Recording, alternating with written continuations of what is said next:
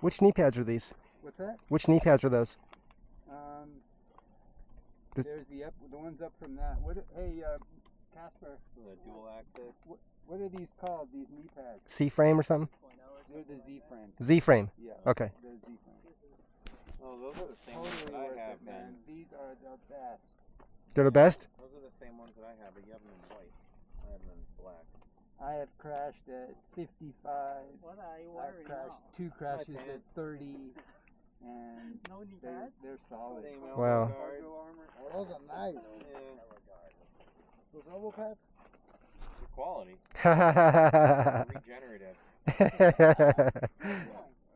Right?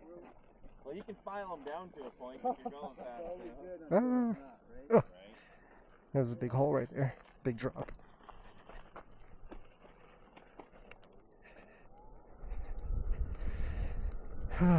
So I think those were the Z-frame knee pads. And he said they were really, really good. He's really happy with them.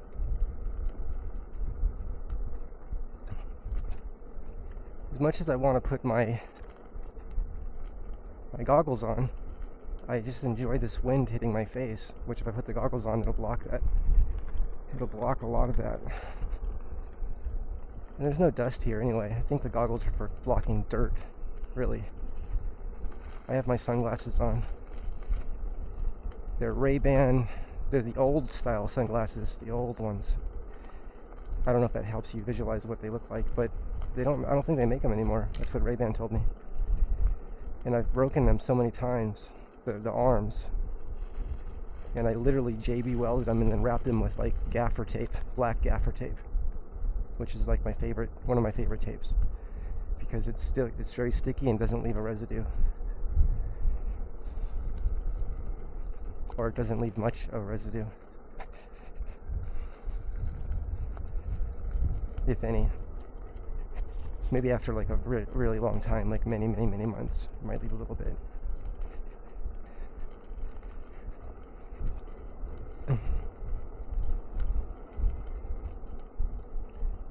The gentleman in front of me, directly in front of me, is, I think, extremely good on the electric unicycle.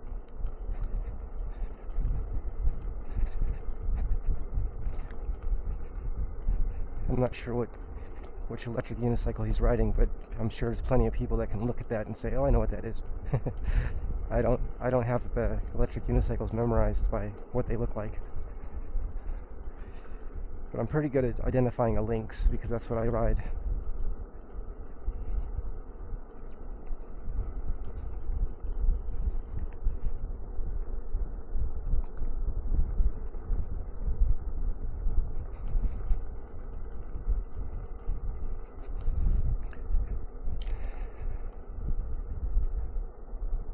So my right shoulder, which I had broken really bad when I was around 13 years old, a long time ago, had hardware put in and taken out and a few surgeries on it. Well, I noticed that shoulder will hurt when the weather changes, and anyone that's broken bones knows what I'm talking about, especially a shoulder. But I noticed that I put a heating pad on it at medium temperature, and not at high, because I tried high once and it actually was burning my skin. So the heating pad I'm using is really powerful. So I just leave it on medium, which I think is the default. I think it stays there, unless it just stays at the last setting I had it at when I turn it off and then turn it on again. I'm not sure, but that surprised me that after about a half an hour, which may be too long to have heat on. So please consult with your doctor and physical therapist or whoever can advise you about how long to have heat on your shoulders and your body. But I left it on there for about a half an hour approximately, and the pain reduced significantly, which surprised me, because there are times that nothing will make the pain go down, and I'm not sure why this time the heat helped. I don't know why, because there are times it won't, and I could do hot and then cold, like ice, hot, cold, back and forth a few times, It's something I do also, but this time I just put heat, just heat. So I'm sharing that with you because if you have injuries, you could try that too. You could try that as well.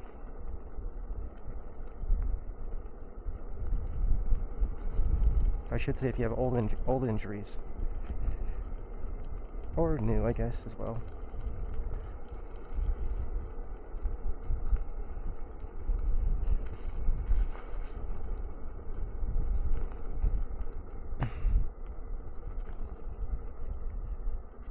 So I feel like I have to make a decision because tomorrow is a ride.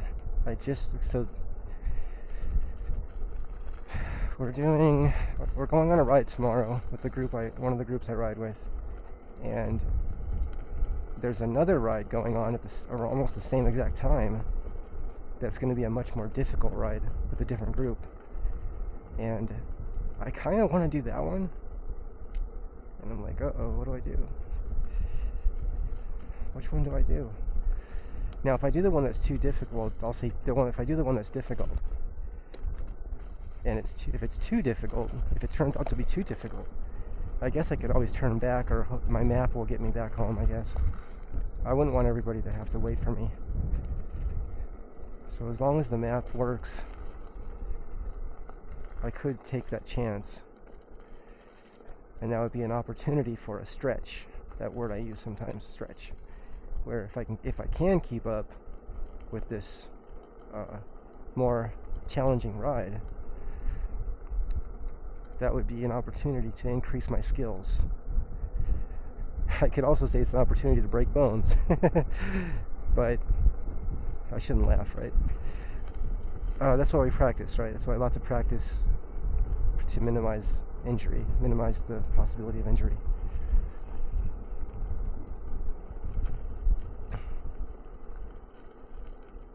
I am happy that I was able to get a better rest last night, because that's something that I haven't been doing, is I haven't been resting properly, or getting enough rest.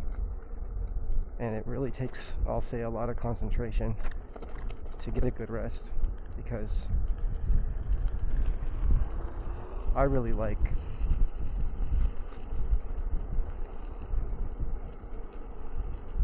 reading and studying and researching, and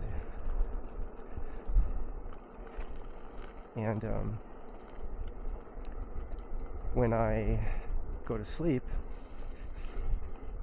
which I think is a part of that, right? I mean, how well can we learn if we are tired?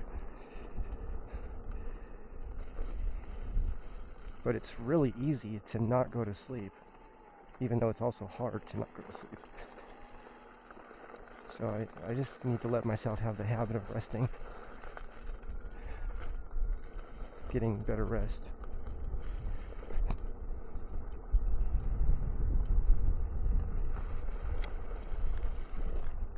Okay, maybe I can put the goggles on now because I see some dust. That'll help keep the dust out of my face, out of my eyes, I mean. Ooh, soft.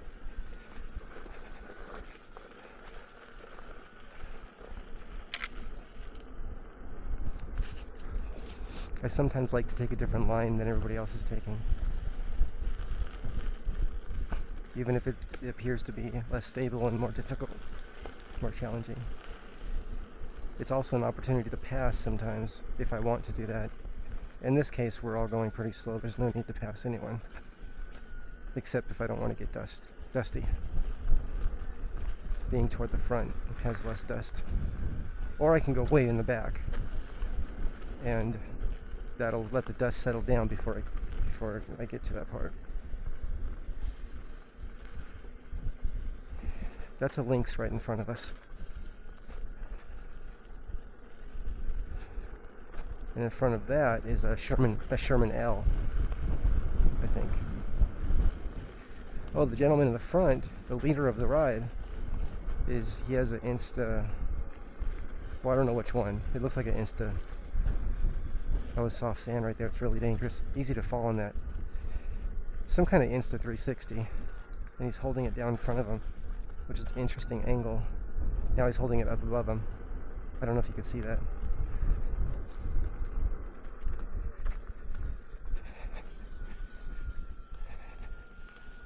I think what I'm recording with is the Insta360 Ace Pro. I know the Ace Pro part is correct, but I don't know about the Insta360 part, the 360. I don't know if they call it 360 because this camera is not 360 as far as I know. It just has the front lens on it. But this was taking place of the GoPro 7 Silver that I was using, and I was going to upgrade to at least the 10. And then someone was telling me that their GoPros were overheating when they had an external mic on it, and probably charging it at the same time using it. So all those things combined. And so I thought, well, let's just go with what's the system they're using. And it's working well. The sound's good. I set the sound originally at minus 6 decibels, and I think that cuts some of the wind out. I also set it the camera to wind noise reduction, and it actually does sound really good. Except when someone else talks, when I'm talking to someone and they're talking, their voice will be low, although I can still hear it. So I wonder what year these roads were actively used and maintained, because it looks like they just were let go, right, and replaced with other roads that we use now. Okay, I may fall back now. I think I'm going to let people pass me. Let me go toward the back.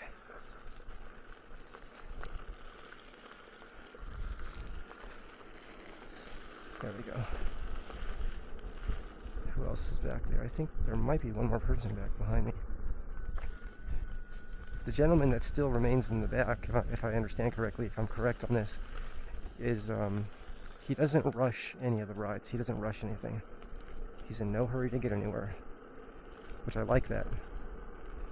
And I may fall back and ride with him. I think he knows where we're going. He was saying he made his own ramp too. I want to see that. I am going to switch to a different ramp that's more narrow, like a motorcycle. Or I want to. I have to find one first. That's more narrow. The ramp I use now is really good. It's just that someone broke into the car. All of our cars are getting broken into. Not this group. But in another group that I'm in, where we're parking in different places, and my neighbor, I don't know where her car was, but it looks like her car got broken into. A lot of people's cars are getting broken into. And I think they're just looking for expensive things, because they're not taking things like little things that don't really have much value at all. What I'm told is they're looking for like maybe computers and things like that. But what I'm thinking is, instead of having the really big ramp in the car, just have a narrow, thin one, like a motorcycle ramp, where it's just as wide as the tire, and or just a little bit wider than the tire. And then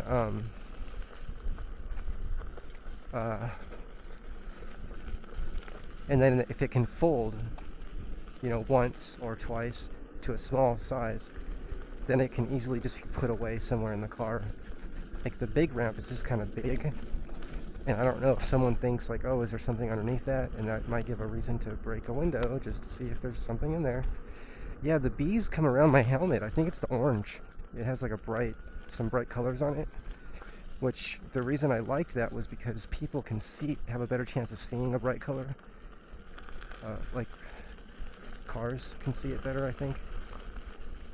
At least there's a better chance of that. That was my thoughts.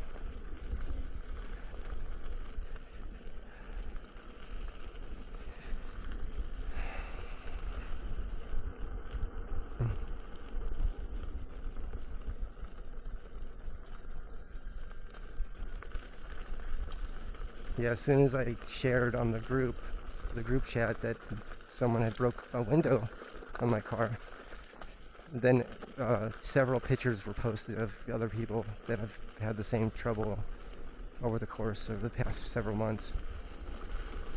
Really nice cars getting broken into, breaking the window out of them. And there's nothing in the car. So nothing was ever taken, except it's just, now you have glass everywhere and it's a mess, and it's like, ugh.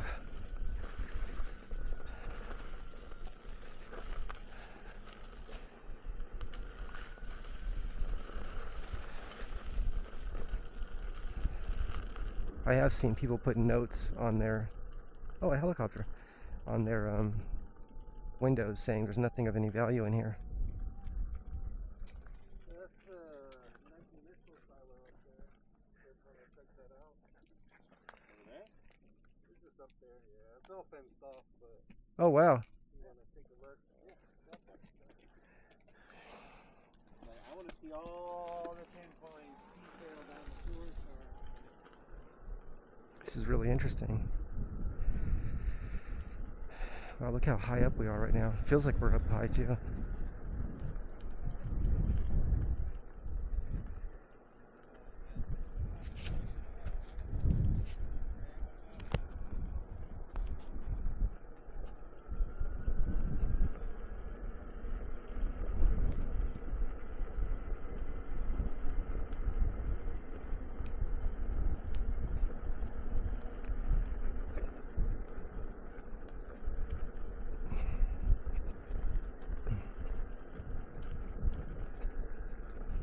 There's like a bunch of bees crashing into my gloves.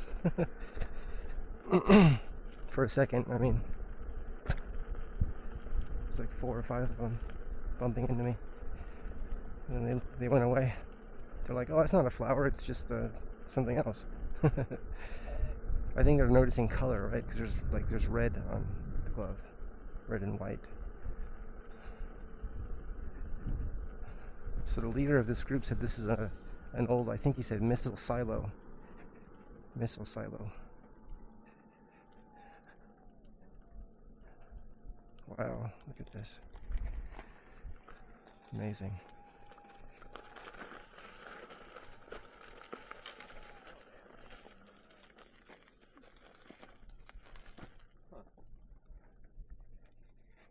Does this mean there's like a missile that can come out of the ground somewhere? I guess. I have no idea. Wow. It's that structure? Huh. Wild. Wow.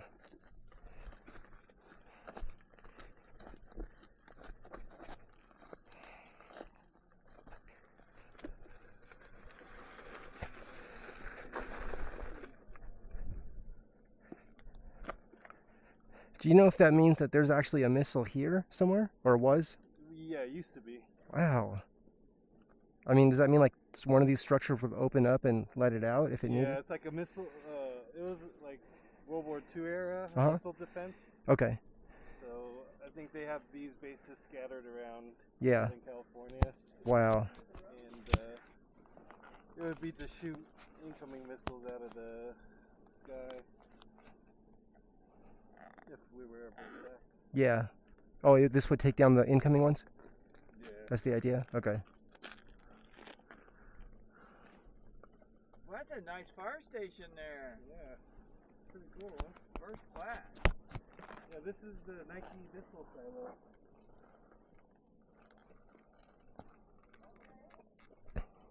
Wow.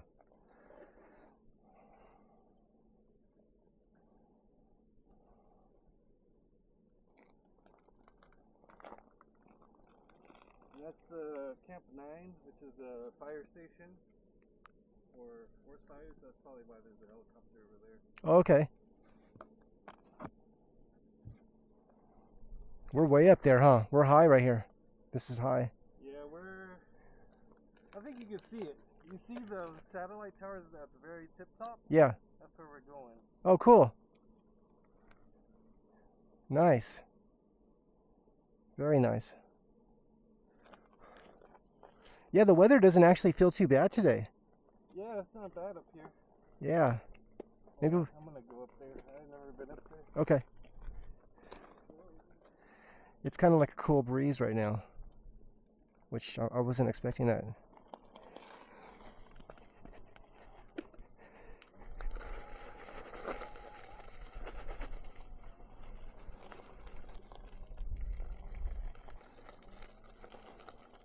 Slow and smooth is what I'm doing right now. No sudden moves, because a sudden turning can cause the UC to just spin out.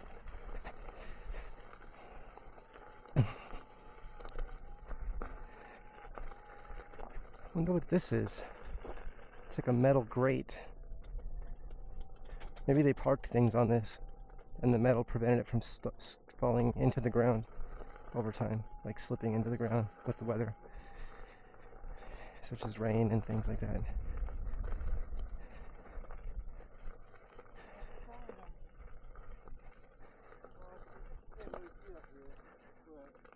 You'll see the satellite station at the very tip top. That's where we're going.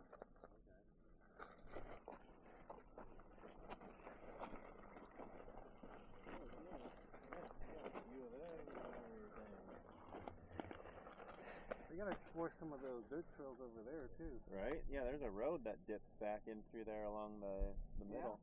That ridge trail looks. Is that where we came from? No, that's all dirt right there. That whole trail. Yeah. That ridge trail looks crazy. Yeah, it does. Roger challenge. Gotta go down. Those are Fox Titan Pro knee pads? I'm Yeah, sorry? I think that's like a Fox Titan Pro, the knee pads? Oh yeah. You like them? I like them. They're a little tighter than the Leots, like, or they're a little more narrow. Oh, got it. Yeah. Okay. So, at first it was kind of like, I don't know, bothering me, but now I'm just used to it. Yeah. Okay. It's good to know. I'm kind of switching everything out to like this kind of hybrid style armor, where there's like D3O for impact absorption and then a hard armor on top. Oh, I see. Yeah. Even these have like D3O on the. Oh, I didn't know inside, that. And it's hard on the outside. Okay. Okay. Which wrist guards are those? Flex meters. Okay. I'll check them out.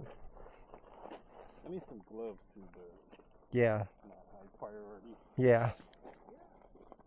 Tom, do you know what this is over here with like the crane sticking out?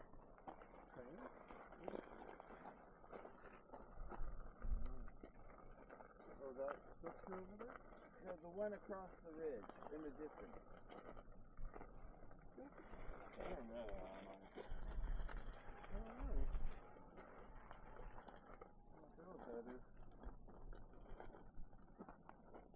Alright, sit back down.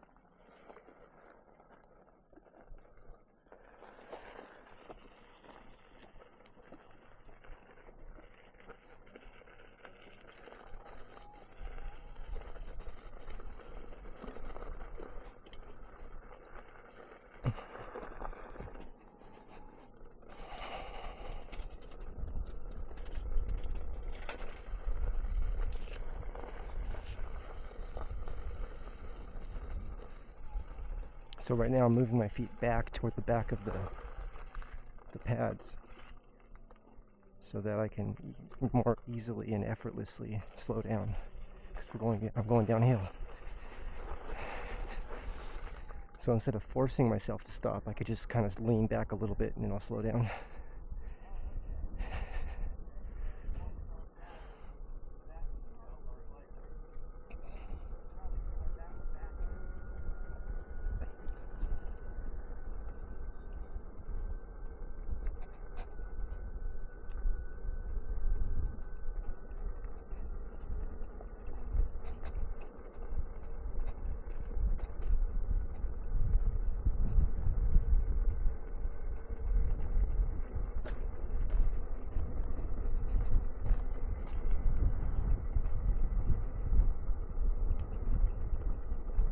So right now I'm going downhill to share with you a little bit about this technology of how this electric unicycle slows down.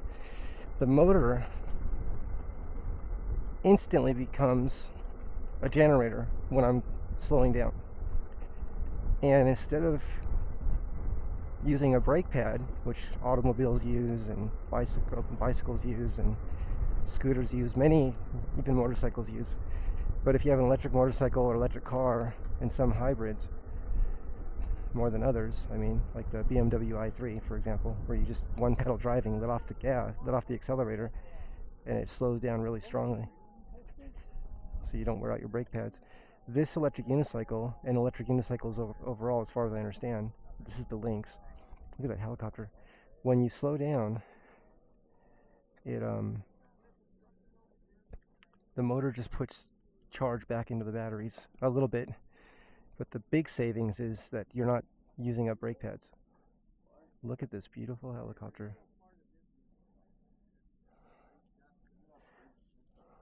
I remember in high school, the military, or I guess it would be the Air Force, brought their helicopters on the football field. And we got to sit in them and go inside of them. This is really nice.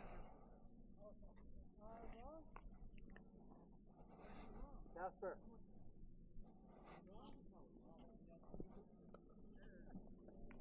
This says Fire Suppression Camp Number 9, Los Angeles County Fire Department. This is beautiful up here. When I had my accident when I was between 10 and 13 years old, I don't recall exact. The paperwork says I was 10, but I think I was closer to 13. That's the reason I say it that way. I think they picked me up in a helicopter like that. It was so loud.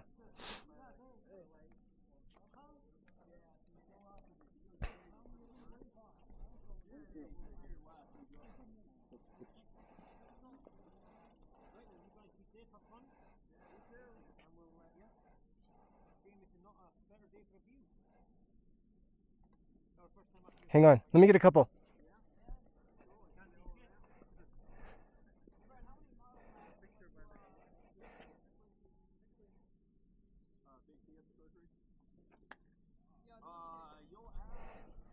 Okay, I took a bunch because I like taking a lot. It looks good though, both of them. You're welcome.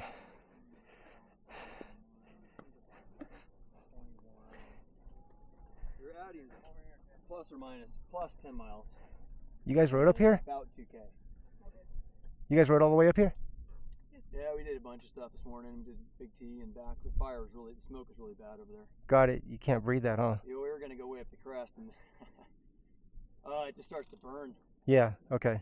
It's not. You don't want to be exercising in that. I didn't even think about that. That makes sense. Yeah, it was fine at the bottom, Okay. and then we just started heading east, Yeah.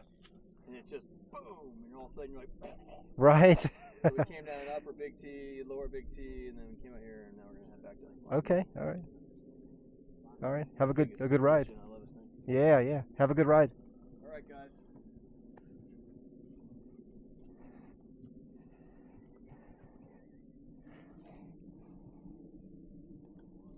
Have fun. Stay on the road. Take care. Oh, there's an Android phone. Huh? There's an Android phone on this. Did she get you?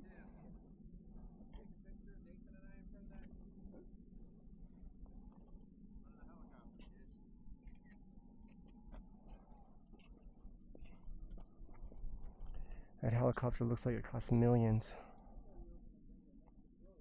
or more.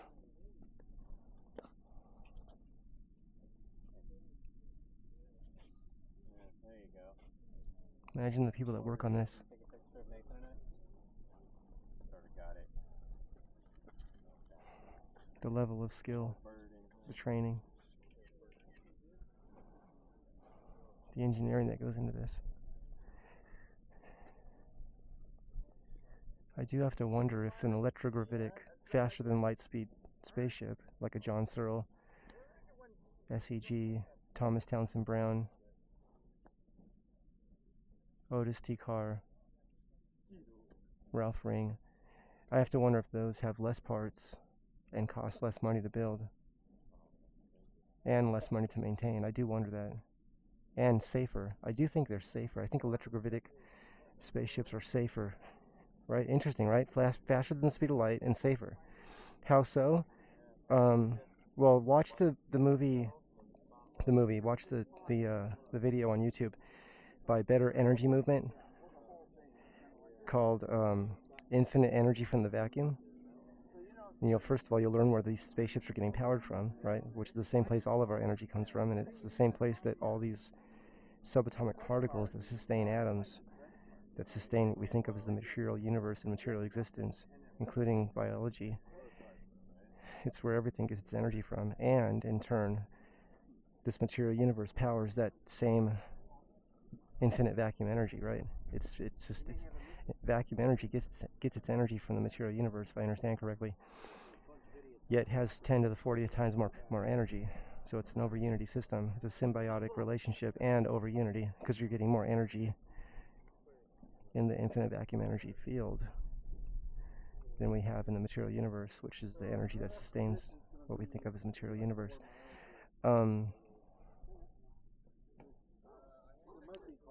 But this will probably be in museums someday. I mean, to me, it works. I'm grateful for that. But I'm just thinking of what I've studied about electrogravitic designs. But it is beautiful. And saved my life too. Saved my life in terms of getting me to the hospital so doctors could get working on me when I was a kid, when I was in a bad accident. Take care.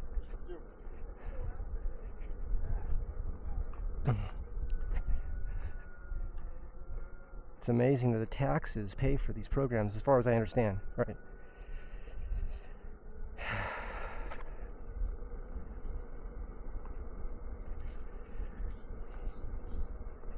Here we go.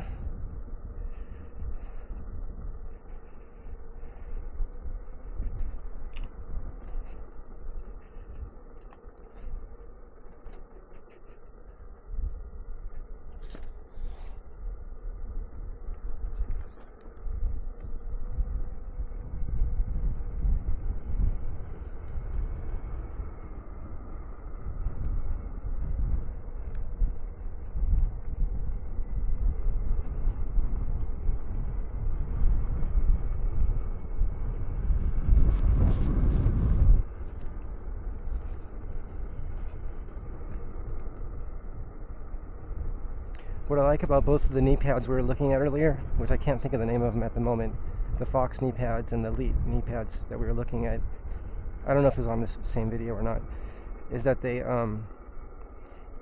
cover the shin, the front of the bone, between the knee and between the ankle, between those two areas. They cover a lot of that bone, which I like. And it's the reason when I bought my dual axis Elite knee pads that I got the extra large, or the almost the largest one, because I wanted the knee pad to cover that whole entire bone as far down as possible.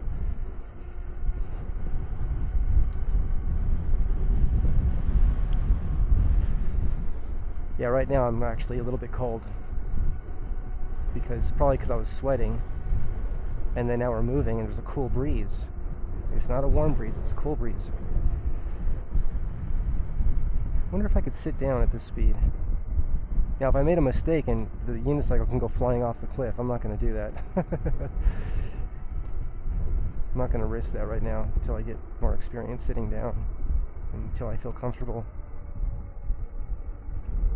If and when that day comes, I can try sitting down at higher speeds.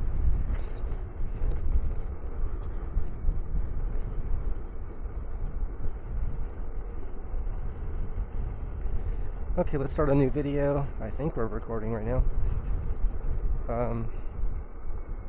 Should double check. Let me double check right now.